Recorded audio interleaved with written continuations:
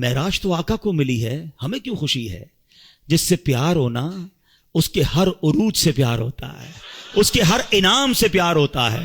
اچھا یہ تقسیم آج سے نہیں ہے، یہ 1400 ایئر سے پرابلم ہے۔ کچھ لوگ اس دن بھی پریشان ہوئے تھے جب معراج ہوئی نا، تو اس دن بھی کچھ لوگ اعتراض کر رہے تھے، یہ کیسے ہو سکتا ہے؟ رات کے تھوڑے حصے میں آپ جناب بیت المقدس بھی ہو کر آ گئے، آسمانوں کی سیر کر کے آ گئے۔ آرگیومنٹ ہوا تھا، مکے میں ہنگامہ ہو گیا تھا، کفار مکہ مذاق اڑا رہے تھے۔ ارے وہ گئے تو تھے حضرت ابوبکر صدیق کے گھر پہ اور جہاں کر کہا تھا اے ابوبکر جس نبی سے محبت کرتے ہو پتہ ہے وہ کیا کہتے ہیں؟ ابوبکر صدیق رضی اللہ تعالیٰ عنہ کہنے لگے بتاؤ میرے آقا کیا کہتے ہیں؟ کہ وہ کہتے ہیں کہ رات کے تھوڑے حصے میں بیت المقدس ہو کر آ گئے۔ آپ پتہ ہے یہ کتنا مشکل تھا سمجھنا ان کے لیے۔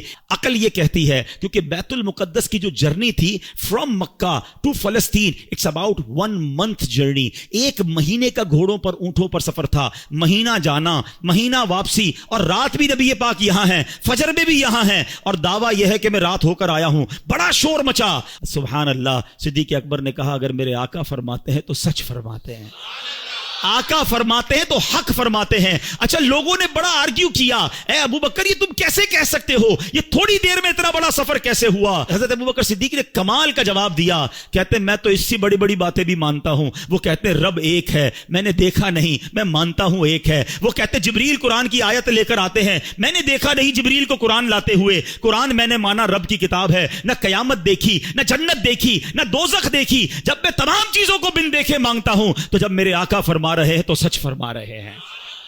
اچھا اب تھوڑا سا لاجیکلی بھی سمجھا دو، ینگسٹر بیٹھے ہیں آج کل بڑی کنفیوژنز پھیلائی جاتی ہیں، یار یہ معراج جو ہوئی تھی نا یہ خواب میں ہوئی تھی، انکار تو کر نہیں سکتے، قرآن میں ذکر ہے، تو کہتے معراج ہوئی تھی مگر خواب میں ہوئی تھی۔ اب میں ذرا لاجیکلی آپ کو سمجھا دیتا ہوں۔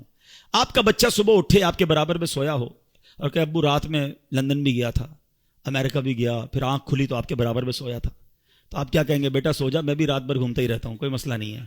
خواب میں تو ساری دنیا ہی گھوم رہی ہے نا، تو اس میں اچھا اب مزے کی بات دیکھو، جو 27 رجب کی صبح مکے میں آرگیومنٹ کریٹ ہوا، سچ بات بتاؤں یہ ہمارا بھلا ہو گیا۔ مجھے ایک بتاؤ بات جھگڑا کیا ہوتا اگر نبی پاک یہ اعلان فرمایا ہوتا میرے آقا نے کہ میں خواب میں بیت المقدس گیا ہوں، تو پھر اعتراض کس بات کا ہے؟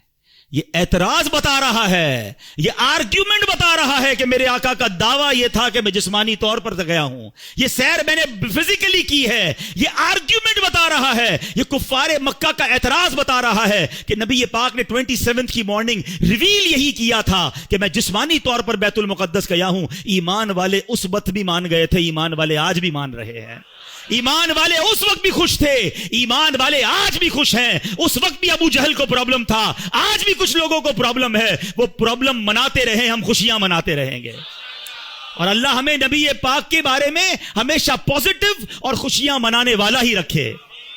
یہ صدیق اکبر کی شان ہے۔ فرام دیٹ ڈے صدیق اکبر صدیق کہلانے لگے، کیونکہ تصدیق کی، آپ نے بن دیکھے تصدیق کی اور خوشی بنائی۔ وہ پنجابی لوگ بڑی پیاری بات کہتے ہیں، اللہ کرے ہم بھی ایسے بن جائیں کہ ایسی منن والے ہیں، سوچن والے نہیں ہیں۔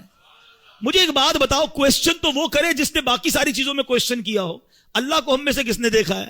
ہمیں تو آقا نے فرمایا رب ایک ہے، ہم نے مان لیا، کتاب بتائی کہ یہ قرآن ہے، ہم نے کہا ہاں رب کا کلام ہے۔ جب ساری باتیں نبی پاک کی مان رہے ہیں، وہ بتا رہے ہیں جنت میں جانا ہے، دوزخ میں نہیں جانا ہے، وہاں عذاب ہے، قیامت آنے والی ہے، ہمیں تو سب ملا آقا کے صدقے ہے۔ تو یہی آقا جب فرماتے ہیں کہ معراج ہوئی ہے تو یقیناً ہوئی ہے، اور سنو یہ آقا معراج کی رات بھی تمہیں بھولے نہیں ہیں، وہاں پھر بھی تمہیں یاد رکھا ہے۔